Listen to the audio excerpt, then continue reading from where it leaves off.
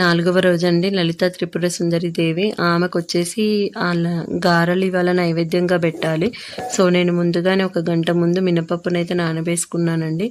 నానవేసుకున్నాను. ఇంకా నేను డీప్ ఫ్రైకి అయితే ఆయిల్ అయితే పెట్టుకున్నాను. ఒక ప్యాన్ పెట్టేసి ఆయిల్ ఫ్రై అయ్యే లోపల వచ్చేసి నేను ఇంకా గోధుమ రవ్వను కూడా వేయించుకుంటున్నాను ఒక పక్కన. సో ఆయిల్ అయితే హీట్ అవుతుంది. ఆయిల్ హీట్ అయ్యే లోపల వచ్చేసి నేను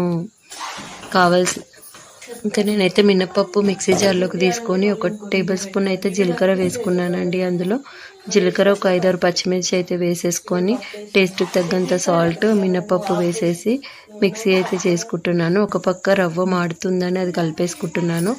ఇంకా వాటర్ వేసేసుకొని అందులో మిక్సీ మనం చేసుకోవడమే. ఇంకా నాకు ఎంత కావాలో అంత అయితే నేను వడల పిండికి ఎంత కావాలో అంత అయితే పట్టేసుకున్నానండి. ఇవాళ అమ్మవారు వచ్చేసి లలిత త్రిపుర సుందరి అవతారం అండి. అమ్మవారికి